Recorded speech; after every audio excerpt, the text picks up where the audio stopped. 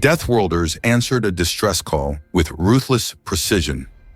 Commander Margaret Olivia stood on the observation deck of the U.S. Harbinger, watching the stars streak past as her ship cut through hyperspace. The massive dreadnought was humanity's newest weapon, bristling with railguns and plasma cannons that could crack a moon in half. She had commanded Earth's most feared warship for 2 years now, but the sight of infinite space still made her pause and wonder what else was out there in the darkness. "Commander!" called Lieutenant Kai Yamamoto from the bridge communications array, his usually calm voice carrying a note of urgency. "We're intercepting something on the emergency frequencies. It's not from any human colony." Margaret felt her pulse quicken as she walked over to his station. First contact protocols had been drilled into every officer since the day humanity ventured beyond their solar system. Most encounters had been peaceful, but there were always whispers of things in the void that humanity wasn't ready to face. "What kind of signal?" she asked, leaning over his shoulder to study the readouts. "It's alien, ma'am. The computer is trying to decode it now, but..." Kai's fingers danced across his console. "It's weak, very weak, like it's traveled an impossible distance to reach us." "Put it through the translation matrix," Margaret ordered, "and get me Captain Phoenix Reeves on the comm." The bridge fell silent as the signal processed. After several tense minutes, the computer began outputting a rough translation. What they heard made every human on the bridge go cold. This is Keeper Ashlyn of the Valeth Collective." The translated voice was barely a whisper, filled with desperation and terror. "Our system, the Drakari Syndicate, has found us. They blockaded our worlds. They're not trying to conquer us. They're harvesting us." The transmission crackled with static before continuing. "They take our young ones first, hook them up to machines that drain their life force while keeping them conscious. They say our fear makes the energy taste better. Please, if anyone receives this, we have 17 colonies with billions of souls. The children, they're taking the children to their harvest ships. We don't have weapons that can stop them. We don't have time left." The message ended with the sound of explosions in the background. Margaret stood frozen for a moment, processing what she just heard. Around her, the bridge crew exchanged horrified glances. She thought of her nephew back on Earth, barely 8 years old, and felt something cold and hard settle in her chest. "How far?" she asked quietly. 67 light years, ma'am," Lieutenant Yamamoto replied. "The signal is 4 days old." 4 days. For 4 days, alien children had been suffering while their message crawled through space toward Earth. Margaret closed her eyes and made a decision that would change everything. "Get me Admiral Thorne on Quantum Link, Priority Alpha." While they waited for the connection, Captain Phoenix Reeves arrived on the bridge. The tall woman with silver-streaked hair commanded the U.S. Nightfall, a stealth destroyer that could slip through enemy lines like a ghost. Her ship was currently running escort duty for the Harbinger. "Commander," Phoenix said, her voice tight with controlled anger after hearing the message. "Tell me we're not going to let this stand." "Not a chance in hell," Margaret replied as Admiral Marcus Thorne's weathered face appeared on the main screen. He was Earth's top military commander, a man who'd earned his rank in the Martian Rebellion and never forgotten what it meant to protect the innocent. "Admiral," Margaret began without preamble, "we've received a distress call from an alien species. They're being harvested by something called the Drakari Syndicate." She played the message. Admiral Thorne's expression grew darker with each word. When it finished, he was quiet for a long moment. "Harvesting children for their life force," he said finally, his voice like grinding stone. "Commander, I'm activating Protocol Omega. Every available ship in the sector is to converge on your position." "Sir, that's nearly 300 vessels," Margaret said. "Are we sure we need that many?" "Commander, when someone hurts children, we don't take chances. We take overwhelming force and we make sure the bastards never do it again." Thorne's eyes were like ice. "Estimated time to reach the Valeth system?" 72 hours at maximum burn, sir." "Then you leave in 12 hours. That gives us time to load every ship with enough firepower to glass a continent." "And Margaret?" The Admiral leaned forward. "No prisoners, no mercy, no survivors to go back and report what happened. The galaxy needs to learn that some lines cannot be crossed. The next 12 hours passed in a frenzy of preparation. Ships from across human space began converging on the Harbinger's position. Cruisers, destroyers, carriers, and dreadnoughts formed up in the largest battle fleet humanity had ever assembled. Supply ships loaded each vessel with enough ammunition to fight a war. Captain Raven Cross stood on the bridge of the U.S. Spectre, watching the fleet assembly through her viewports. Her ship was a heavy cruiser, built for long-range bombardment. Around her, 299 other human warships prepared for battle. Captain, called her tactical officer, Lieutenant Jackson Rivers. The Drakari can't have more than 50 ships in that system. Why are we bringing such overwhelming force? Raven turned to face her young officer. Because, Lieutenant, when we're done here, every species in the galaxy is going to know exactly what happens when you harm innocent children under humanity's protection. Meanwhile, on the carrier UES Warhawk, Commander Blake Winters oversaw the loading of fighter squadrons. His ship carried 120 of humanity's most advanced interceptors, each one piloted by a volunteer who'd heard the Valeth message and demanded to be part of the response. "Sir," called Chief Petty Officer Nora Walsh as she supervised the weapon loading, "the pilots are asking if there are any special rules of engagement for this mission." Blake thought about alien children hooked up to harvesting machines, kept conscious so their fear would make their life force taste better. "Tell them the only rule is that nothing gets away. Nothing." In the depths of the UES Harbinger, Dr. Luna Martinez prepared her medical bays for incoming casualties. The ship's chief medical officer had served in 3 different conflicts, but she'd never seen the kind of cold fury that now gripped every human in the fleet. "Doctor," asked one of her nurses, Petty Officer Diesel Thompson, "what do we know about these Drakari? What are we up against?" Luna pulled up the sparse intelligence files on her tablet. Energy-based weapons, superior shielding technology, and a complete lack of basic morality. They've been raiding weaker species for centuries, apparently. No one's ever stood up to them before. "Well," Diesel said grimly, "they're about to meet their first Deathworlders." The fleet entered hyperspace as a single unit, 300 human warships racing toward a system they'd never heard of to save a species they'd never met. In the lead ship, Commander Margaret Olivia stood before a holographic display showing their destination. "Time to arrival?" she asked. 68 hours, ma'am," replied her navigation officer, Lieutenant Vera Stone. Margaret nodded and opened a fleet-wide communication channel. "This is Commander Olivia to all ships.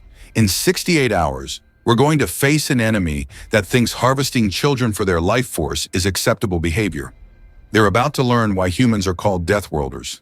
No mercy, no quarter, no survivors." 300 ships acknowledged the order with grim satisfaction. Meanwhile, in the Valeth system, the harvest continued. Admiral Kextar stood on the bridge of his flagship, the Void Render, watching the energy collectors drain another transport full of young Valeth. The alien children's screams echoed through his ship's corridors, a sound his species found particularly satisfying. "No, my lord," reported his sensor officer. "The energy yield from this batch is exceptional. The fear compounds are at maximum saturation." Kextar's chitinous face twisted into what passed for a smile among the Drakari. "Excellent. How many more transports do we have ready?" 47, my lord. Enough to keep the collectors running for another week." The Drakari had been harvesting lesser species for over 1,000 years. They were apex predators, evolved from creatures that had dominated their homeworld by feeding on the life force of other organisms. When they achieved space travel, they'd simply expanded their hunting grounds to encompass entire star systems. The Valeth were perfect prey. Their life force was particularly potent, and their emotional range made the harvesting process incredibly efficient. Fear, despair, and helplessness all added flavor to the energy they produced. "Sir," called the communications officer, "we're receiving another message from the planet's surface. They're begging us to stop." Kextar laughed, a sound like breaking glass. "Let them beg. Their desperation only makes the harvest sweeter." What Admiral Kextar didn't know was that his fleet of 50 ships was about to face something unprecedented in Drakari history.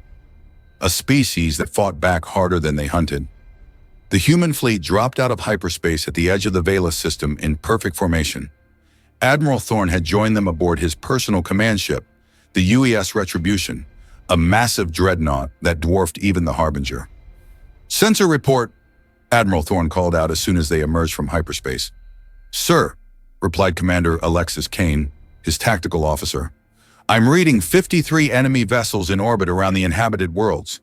They're using some kind of energy siphon technology on the population centers. Show me." The main screen displayed a horrific sight. Massive Drakari ships hung over Vela cities like mechanical vultures, their energy collectors drawing streams of light from the surface. Each stream represented thousands of lives being slowly drained away. "Sir," Commander Kane continued, her voice tight with controlled rage, "I'm also detecting multiple transport ships moving between the surface and the Drakari fleet.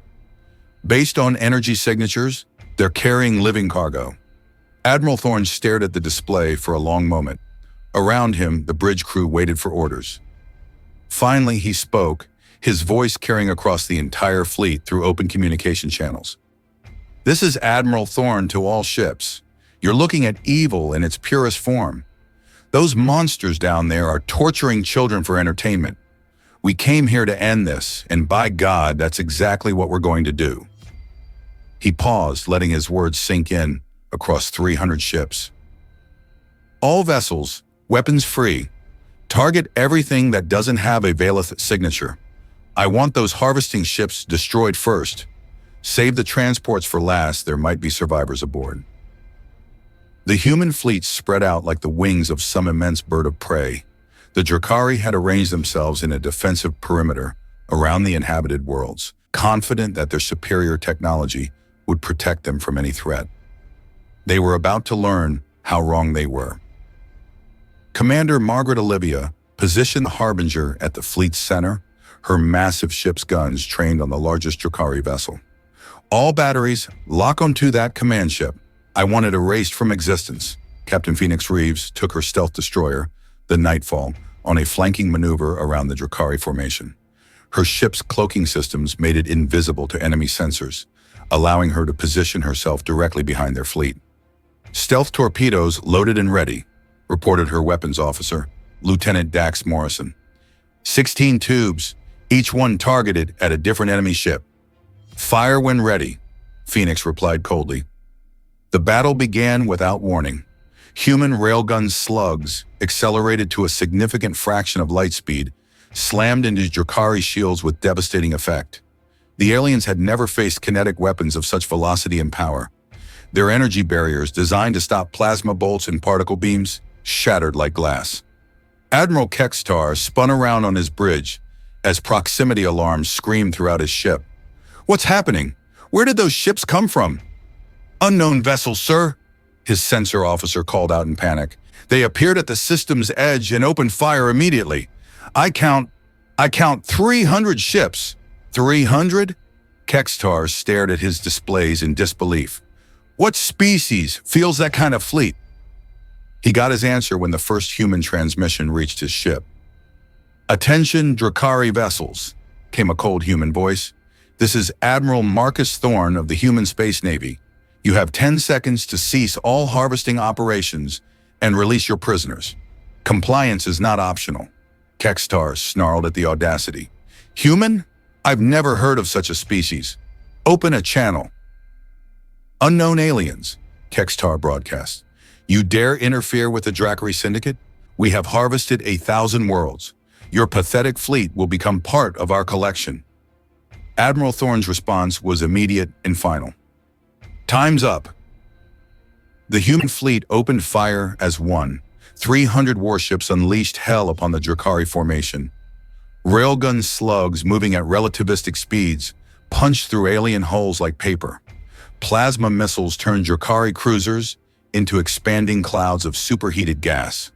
Lance torpedoes from stealth ships struck without warning, crippling enemy vessels before they could respond. Commander Raven Cross watched from the UES Spectre as her heavy cruiser's bombardment guns tore apart a Drakari harvester. The alien ship's energy collectors exploded in chain reactions that lit up space like a dying star. Target destroyed, reported Lieutenant Jackson Rivers with grim satisfaction. That's one harvester that won't be torturing anyone else. Good. Pick your next target and keep firing. The Drakari tried to fight back, but they had never faced an enemy like humanity. Their weapons were designed for harvesting, not warfare. Their tactics assumed they would always have technological superiority. Their psychology couldn't comprehend a species that would cross interstellar space just to protect strangers. Captain Blake Winters launched his fighter squadrons from the UAS Warhawk, sending 120 interceptors screaming toward the Drakari transports. The fighters were piloted by volunteers who'd heard the Valeth distress call and demanded to be part of the rescue. "Phoenix Squadron, this is lead," called Squadron Commander Tyler Ghost Rodriguez over the comm. "Priority targets are the transport ships. Intelligence suggests they're carrying Valeth prisoners." "Copy that, lead," replied his wingman, Captain Skylar Bolt Chen. "Disabling shots only until we know who's aboard." The fighters moved like nothing the Drakari had ever seen. Human pilots evolved on a high-gravity world with predatory instincts could handle G-forces that would kill most aliens. They flew their ships through maneuvers that defied physics, weaving between Drakari defensive fire while targeting the transport vessels with surgical precision. Admiral Kekstar watched in horror as his fleet disintegrated around him. Half his ships were already destroyed or disabled, and the humans showed no signs of slowing down. "All ships, retreat to the outer system," he ordered desperately. "We need to regroup." But there was nowhere to run.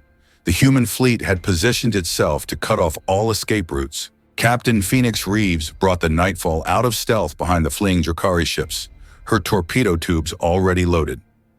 "This is for every child you monsters tortured," she said quietly, and fired.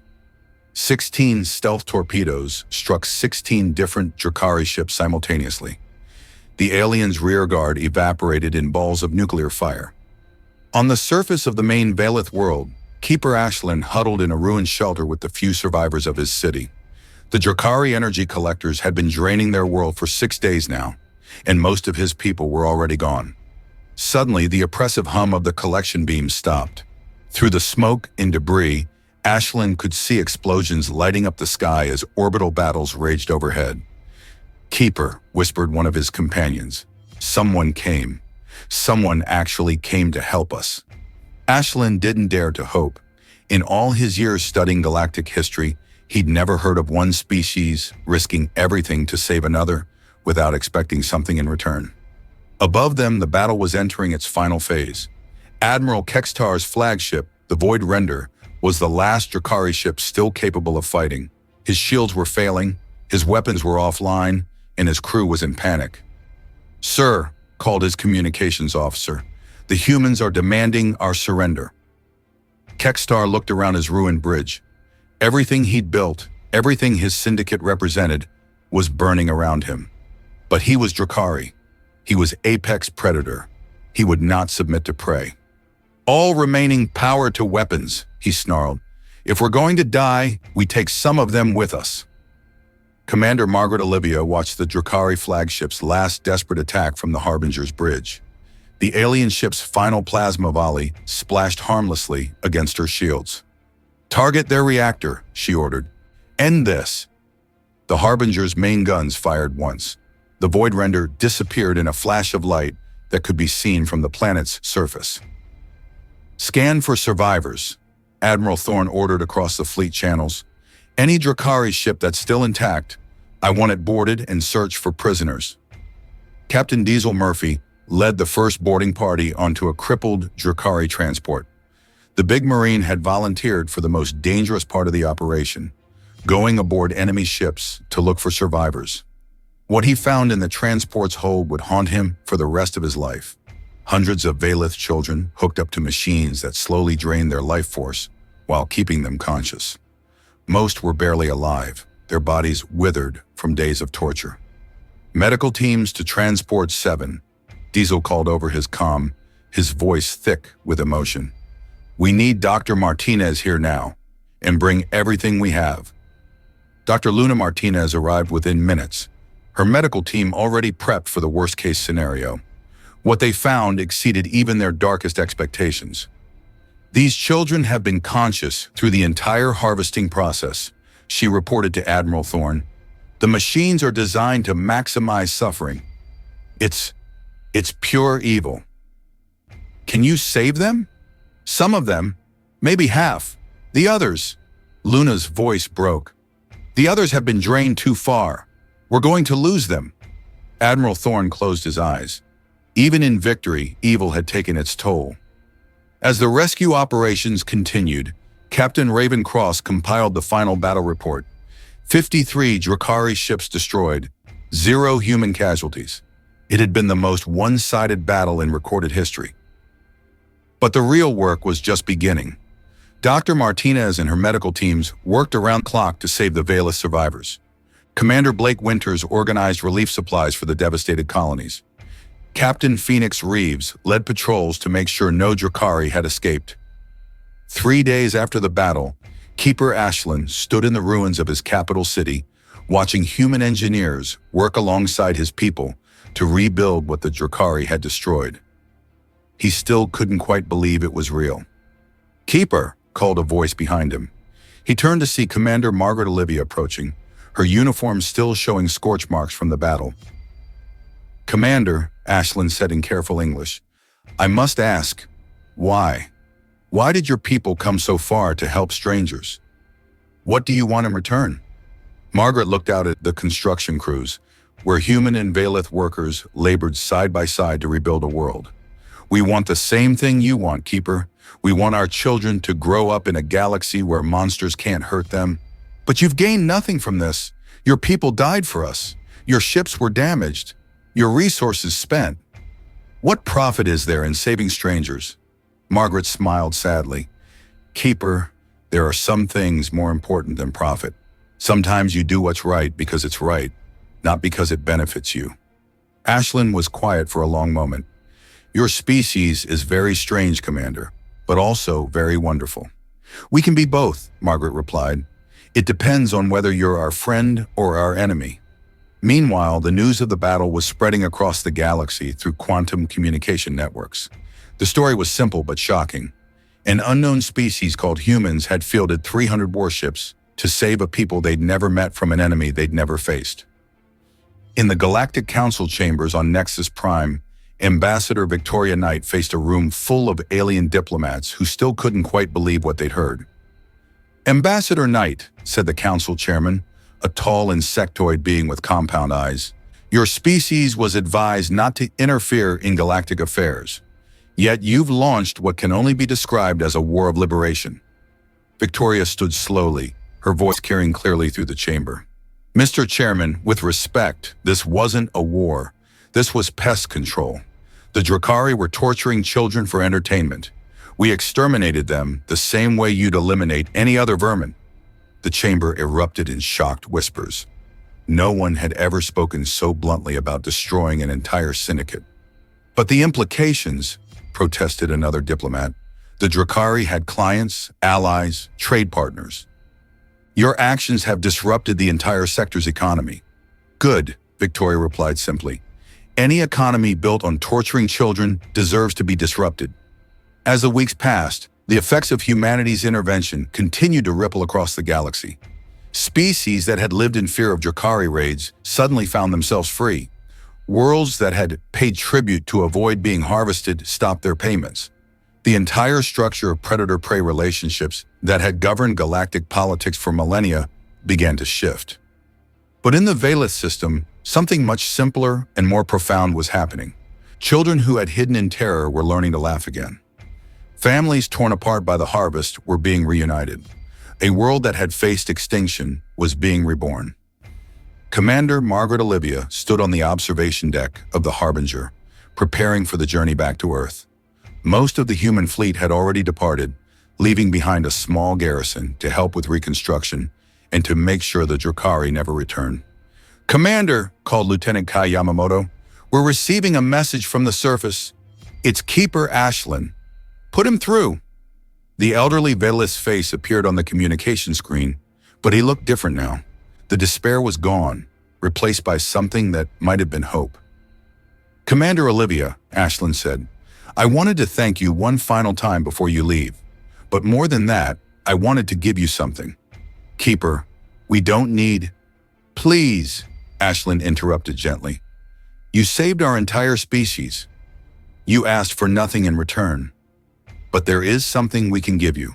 Something that costs us nothing but might be valuable to your people. He paused, gathering his thoughts.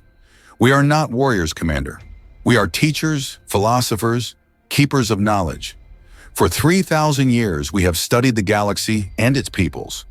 We know which species can be trusted and which cannot. We know where the real dangers lie and where innocent people need protection. Margaret felt a chill of understanding. Keeper, are you saying... I'm saying that there are others out there, Commander. Other species like the Drakari, other innocent peoples who need help. If you truly meant what you said about protecting children in this galaxy, then we can tell you where they are. Margaret looked around her bridge at the faces of her crew. She saw determination in their eyes, the same cold resolve that had carried them across 67 light years to answer a cry for help. Send us the coordinates, Keeper. All of them. As the Harbinger jumped to hyperspace, carrying the crew home to Earth, its computers held the locations of 17 different systems where innocent beings were suffering under the rule of galactic predators. 17 more opportunities for humanity to show the galaxy what happened when you hurt the defenseless.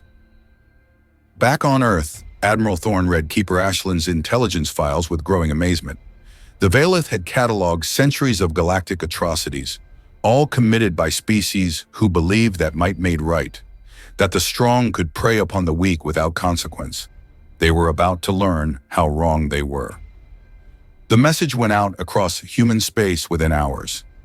New fleets began forming at naval bases around Earth, Mars, and the outer colonies.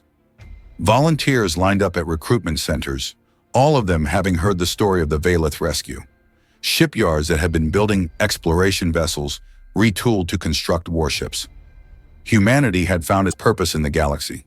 They would be the shield that protected the innocent, the sword that struck down those who preyed upon the weak. They would carry their Deathworld instincts and their technological might to every corner of space where evil flourished. The galaxy was about to learn a new rule. There were consequences for hurting children, and humanity would enforce them. In the Drakari home system, the news of Admiral Kextar's destruction reached the Syndicate's ruling council 3 weeks after the battle. The report was brief and terrifying. 53 ships destroyed, 0 human casualties. The entire harvesting operation eliminated in a matter of hours. Impossible, snarled High Admiral Vexathul, the Syndicate's supreme commander. No species has that kind of military capability. Our intelligence networks would have detected them. Sir, replied the messenger, one of the few Drakari who'd escaped the massacre. They called themselves humans. They said they came from a place called Earth. Vexathul accessed his species' vast databases, searching for any reference to these humans. What he found made his blood run cold. Reports from across the galaxy of a new species, one that had appeared seemingly from nowhere and begun systematically destroying every predatory empire they encountered. The hegemony of Scales, which had enslaved dozens of worlds, wiped out in a single battle. The Shadow Collective, pirates who raided peaceful traders, hunted down and eliminated to the last ship. The Blood Harvesters, who had tortured prisoners for information, their entire fleet reduced to floating debris. And now the Drakari Syndicate had joined that list. Sir, asked his tactical advisor nervously, what are your orders? Should we reinforce our border systems? Vexathul stared at the reports for a long time. Every empire that had faced these humans had been completely destroyed. No survivors, no mercy, no negotiation. Just systematic, ruthless elimination. Send word to all Syndicate fleets, he said finally. Full withdrawal to the core systems. And send a message to the Council of Predators. Tell them we need to meet. These humans, they're not just another prey species. They're something else entirely. What Vexathul didn't know was that it was already too late. In 17 different systems across the galaxy, Human fleets were already on their way, guided by Valith intelligence and driven by a simple, implacable purpose. No child would suffer while humanity drew breath. The age of galactic predators was ending, and the age of human protection was about to begin. Commander Margaret Olivia stood once again on the observation deck of the Harbinger, watching the stars stream past as her ship carried her toward their next mission. In her hand was a datapad containing the coordinates of a system where a species called the Cathara were being used as forced labor by something called the Iron Dominion. Behind her, Lieutenant Kai Yamamoto approached with a communication intercept. "Commander, we're receiving multiple distress calls from the target system. It sounds like the Cathara have heard about what we did for the Valith. They're hoping someone will come for them too." Margaret smiled grimly. "Then they won't be disappointed, Lieutenant. Signal the fleet. Tell them we have children to save and monsters to kill." The Harbinger and its escort ships jumped to hyperspace, carrying death to those who preyed upon the innocent and hope to those who had none. Across the galaxy, the message was spreading. Earth had answered the call. The Deathworlders were coming, and evil would learn the price of its cruelty. The children of Terra had spoken, and the universe would never be the same.